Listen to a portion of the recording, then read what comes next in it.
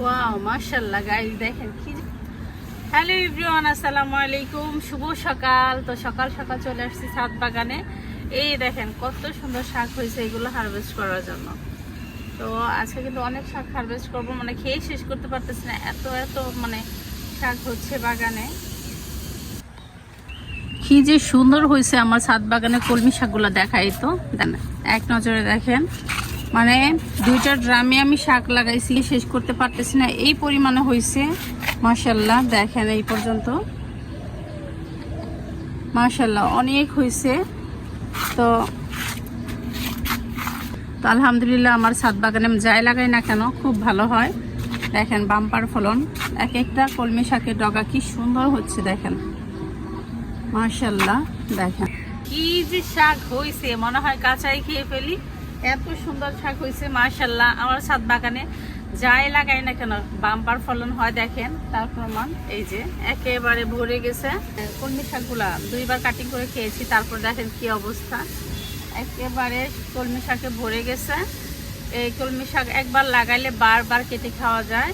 তো আমি এটা মনে করি যে ছাদ বাগানের জন্য খুব বেটার একটা শাক। মানে কলমি শাকটা কিন্তু খেতেও মজা আর প্রচুর ফলন হয়, এটা হচ্ছে উচ্চ ফলনশীল শাক। তো এই জন্য আমি কলমি শাক লাগাইছি। তো অনেক বড় বড় হয়ে গেছে, দুইবার কাটিং করে দিছি, তারপরে দেখেন কি অবস্থা, একেবারে ভরে গেছে। তো অনেক বড় বড় শাক হয়ে গেছে। আমি দেখে দেখে বড়গুলো উঠাবো, আর যেগুলো একটু ছোট ওইগুলা মানে পরে উঠাবো, কারণ এত শাক তো আসলে একবারে এক সাইড থেকে কেটে দিলে মানে শেষ করা যাবে না। তো সেই জন্য আমি বড় বড় ডগাগুলো কেটে নিচ্ছি, মানে আমি উঠিয়ে নিব এইভাবেই। বিসমিল্লাহ বিসমিল্লাহ। তো কলমি শাক যদি একবার লাগানো যায় বারবার কাটিং করে খাওয়া যায়।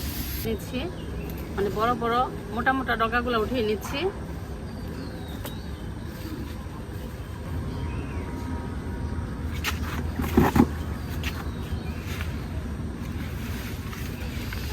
এই তো গাইস মাশাআল্লাহ দেখেন কি সুন্দর, একেবারে ভারী ভারী পাতাগুলো নিলাম, ভারী ভারী ডগাগুলো নিলাম।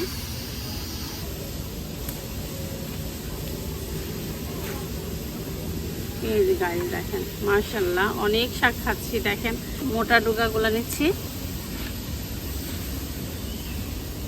অনেকগুলা উঠিয়ে ফেললাম। দেখেন এই যে আমি এই শাকগুলা 2 দিন খেতে পারবো এই পরিমাণ উঠিয়ে ফেলছি, দেখেন এই যে মাশাআল্লাহ। আর উঠাবো না।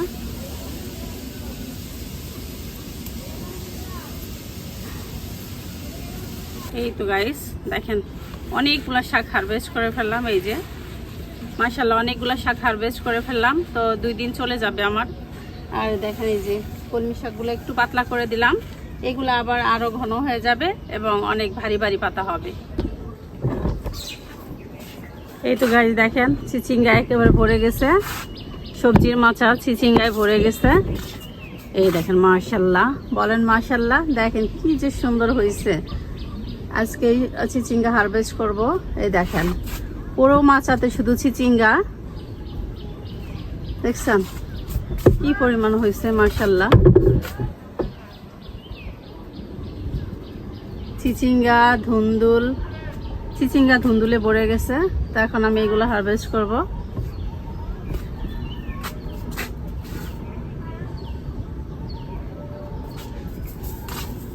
এই যে ওদিকে চাল কুমড়াও হচ্ছে, অনেকগুলা চাল কুমড়া হচ্ছে, দেখেন এই যে চাল কুমড়া, এই যে ধুন্দুল হচ্ছে, এই যে মাশাআল্লাহ অনেক সবজি হচ্ছে। এই তো গাছ দেখেন মাশাআল্লাহ কত সুন্দর চিচিঙ্গা হয়েছে। এই যে এই পাশটাতেও দেখেন, এই যে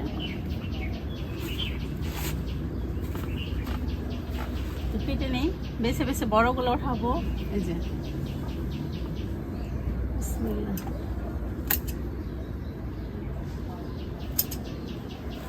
মাশাআল্লাহ দেখেন কত বড় বড় হয়েছে।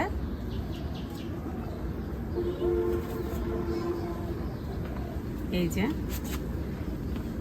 দুইটাই একবেলার মানে ভাজি হয়ে যাবে।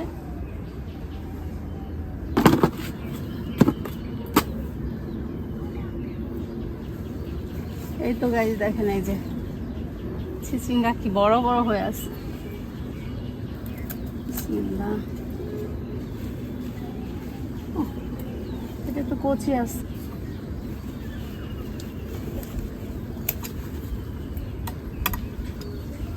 মাশাআল্লাহ গাইস দেখেন,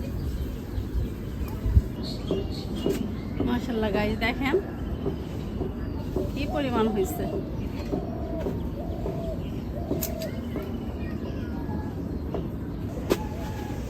এই তো গাইস দেখতে পাচ্ছেন, এটা বেশ বড়ই হয়েছে, তো উঠিয়ে ফেললাম।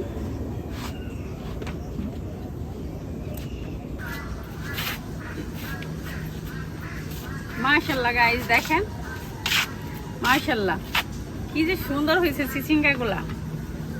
এই দেখেন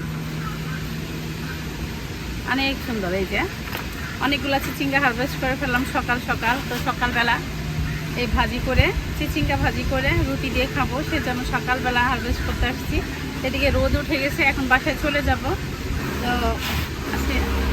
আজকে সকালবেলার সবজি হারভেস্ট আপনাদের কেমন লাগলো অবশ্যই কমেন্ট করবেন। আর যেটা আছে ভেন্ডি, মানে ভেন্ডিগুলো রেগুলারলি উঠাচ্ছি, প্রচুর ভেন্ডি হয়।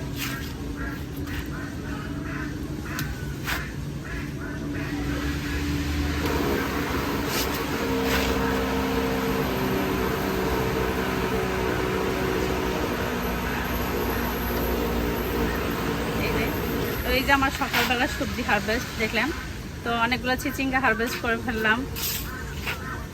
তারপর দেখেন গাইস এই যে অনেকগুলো কলমি শাক হারভেস্ট করলাম।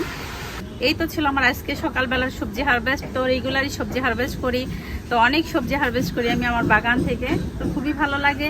আর আমার বাগান ভিডিও আপনাদের কেমন লাগে অবশ্যই কমেন্ট করবেন। আর আপনাদের কমেন্ট কিন্তু আমাকে ভিডিও করার উৎসাহ জাগায়। তো আরও ভালো ভালো ভিডিও পেতে অবশ্যই আমার চ্যানেলটিকে সাবস্ক্রাইব করে আমার বন্ধু হয়ে থেকে যাবেন নেক্সট ভিডিওগুলো দেখার জন্য। তো আজকের মতো বিদায় নিচ্ছি, দেখা হচ্ছে নেক্সট ভিডিওতে। আল্লাহ হাফেজ।